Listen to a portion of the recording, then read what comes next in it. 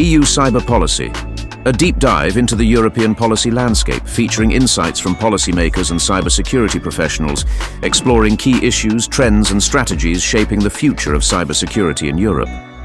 Good afternoon. My name is Christos Velasco. I'm an associate professor at the Dejan University in Mannheim, Germany. The NIS2 Directive now regulates essential entities and important entities.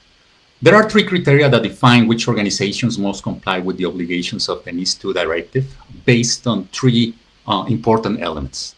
First one, location, if they provide services or carry out activities in any country of the European Union, no matter if they are based in the EU or a third country. Second, size, if they have more than 50 employees and have more than 10 million euro in revenue. And third, industry, if they operate in any of the specific sectors mentioned in Annex 1 and Annex 2. Among those sectors, we have sectors such as banking, transport, energy, health, wastewater, digital infrastructure, public administration, postal or courier services, production, processing and distribution of food, manufacturing, digital providers, research, among others. Well, it's my pleasure to introduce Dejan Kosutic, a leading expert on cybersecurity and information security and the author of several books, articles, webinars, and courses. He's the founder and CEO of Advisera, a company based in Croatia that provides compliance services with EU regulations on cybersecurity and ISO standards. Welcome, Dejan. Thanks for having me on today's show. Well, this webinar will be focused on essential general requirements of the NIS Directive. In your opinion, first of all, can you give us an explanation of what the NIS2 Directive entails and what are some of the key elements that member states and specifically the sectors regulated under that regulation should consider?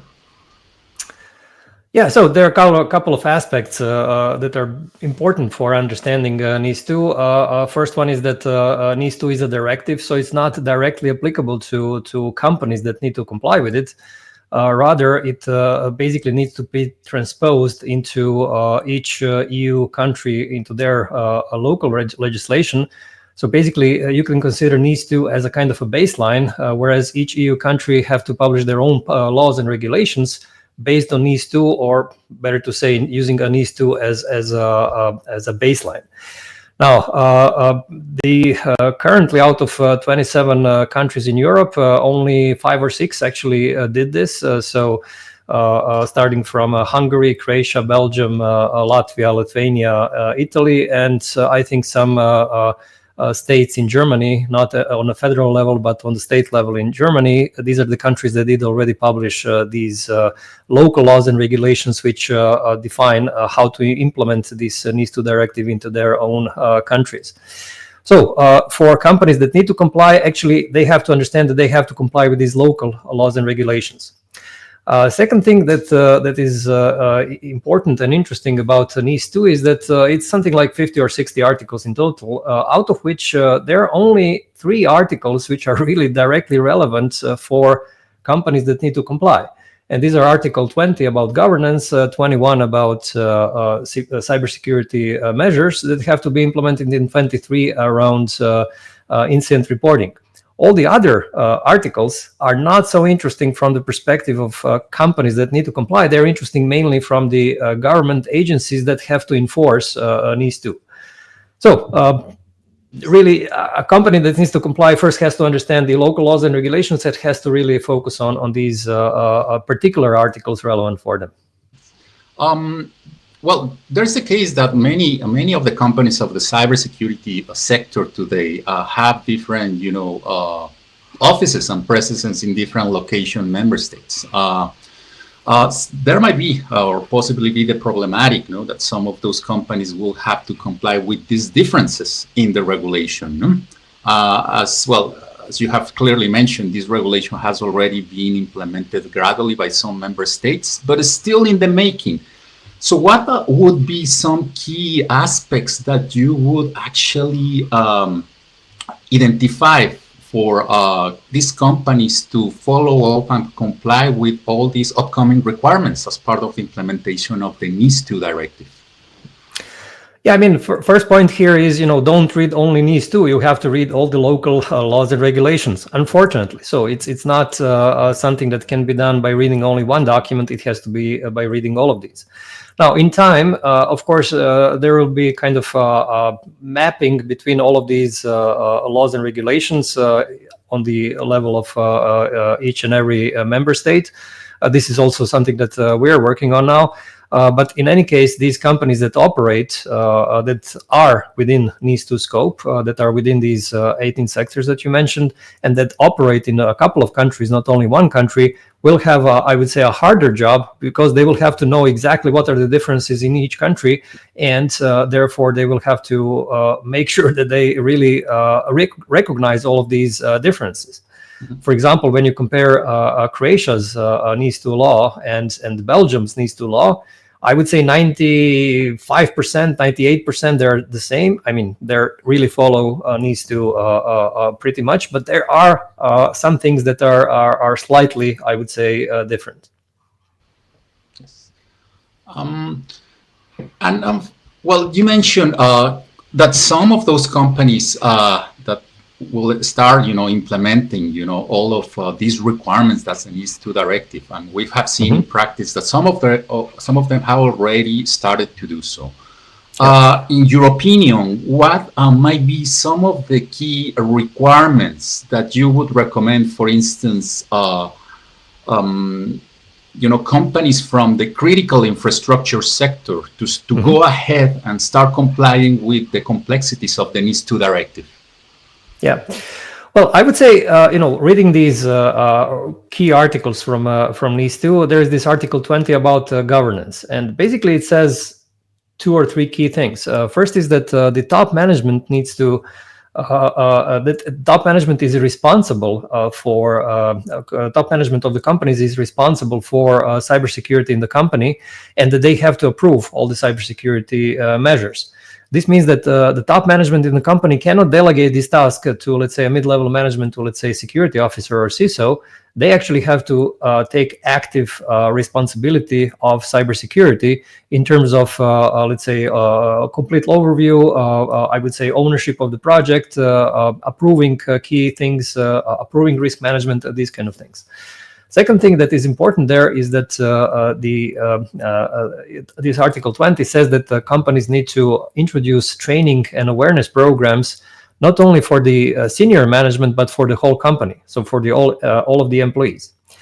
So speaking only about this Article 20, what companies can do right now without waiting for their local version of the laws and regulations, they have to elevate this responsibility for security to the top level for the senior management, and they already should be starting these training and awareness programs for their whole workforce.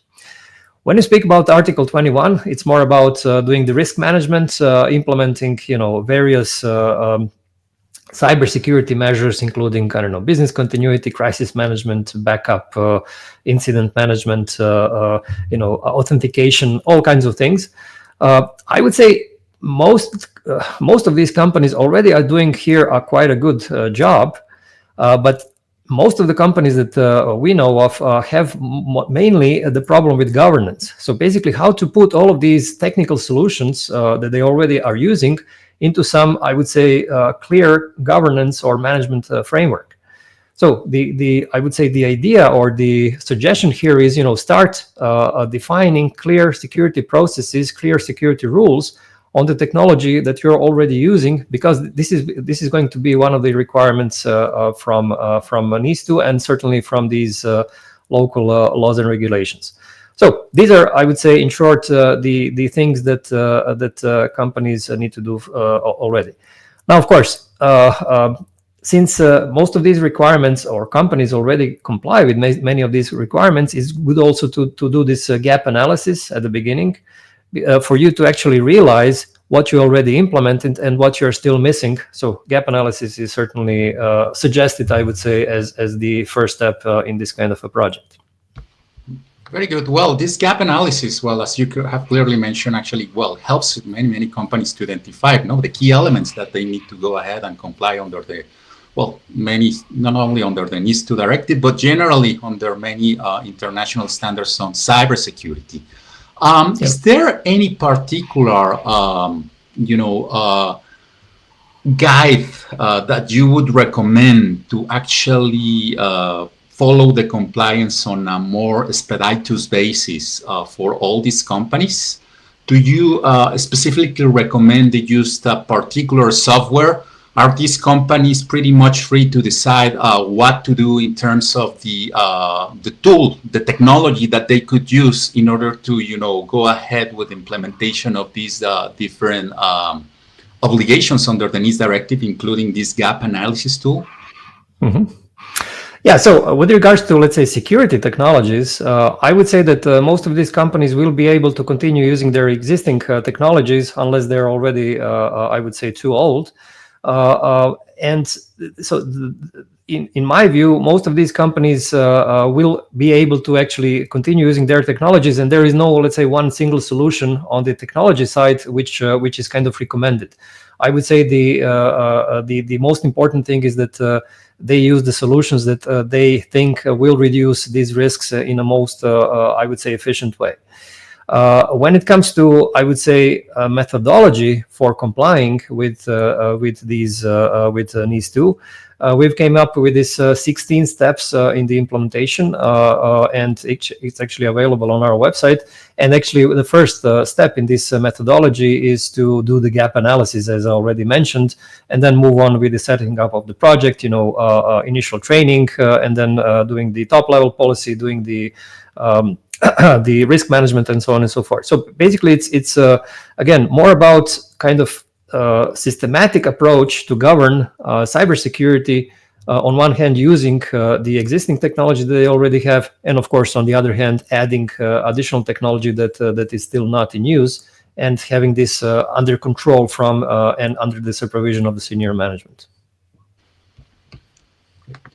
Another important and relevant part of the NIS2 Directive that, well, some companies and entities will particularly find complaints to comply with is the section on reporting obligations. Mm-hmm. My question to you, is there any uniform criteria or interpretation of what might be considered as some of the terminology used in the NIS Directive? For instance, it mentions like this undue delay for essential important entities to report cybersecurity incidents either to this national CSIRT and the competent authority.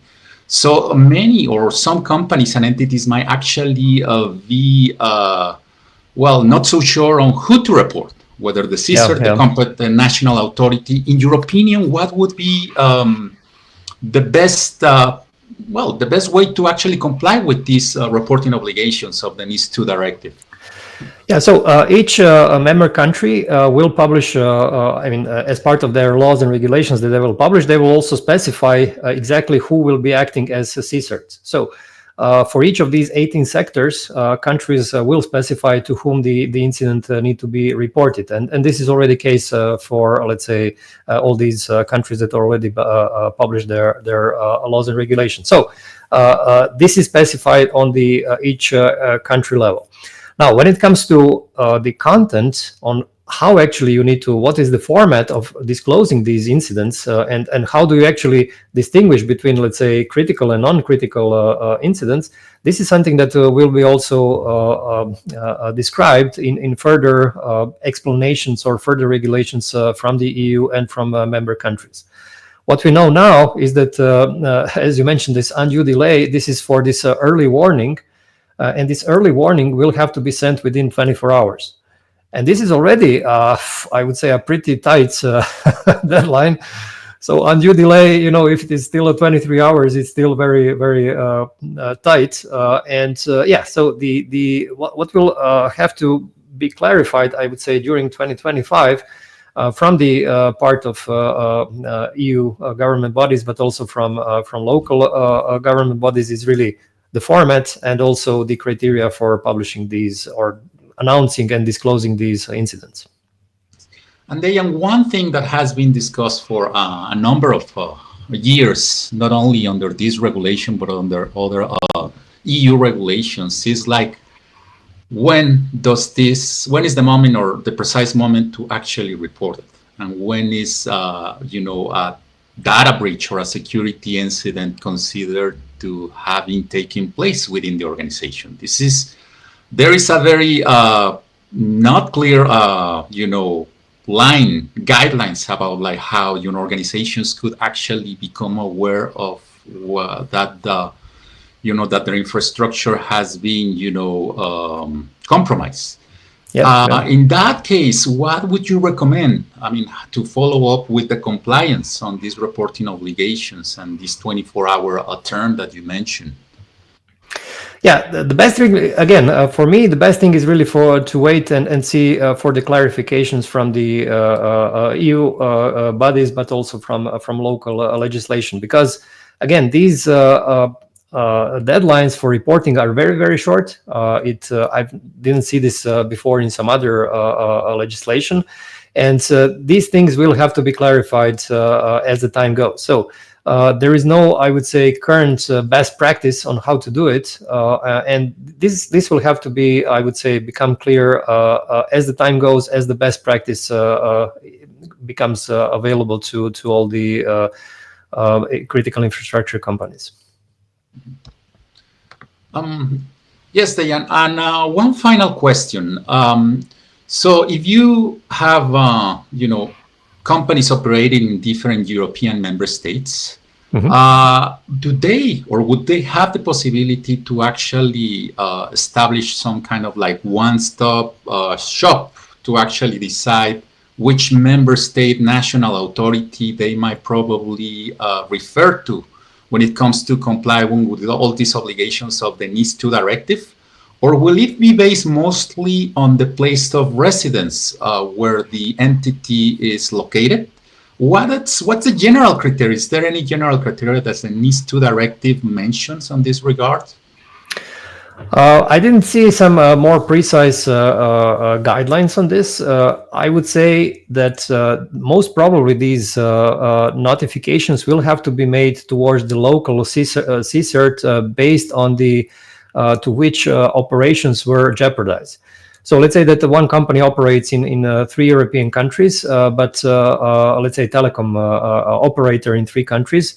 If this data breach affected only 2 countries, my take on this is that they will have to notify only these 2 local CSIRTs where these operations are affected. Whereas if they operate in a 3rd country where the operations were not affected, then they would not have to disclose the breach there. Well, Dejan, thank you. Thank you very much for these helpful and useful clarifications. You have already mentioned the NIS2 Directive. Also, well, there's still not very clear guidance. There's still a lot of things that needs to be clarified by the member states, the national competent authorities, and also as part of the implementation of the practical things that some of those entities are making to comply with this wide array of laws, including the NIS2 Directive. Thank you very much for your time. Thanks for inviting me, and I believe this NIS2 will definitely introduce, I would say, a big and positive change for cybersecurity in European Union.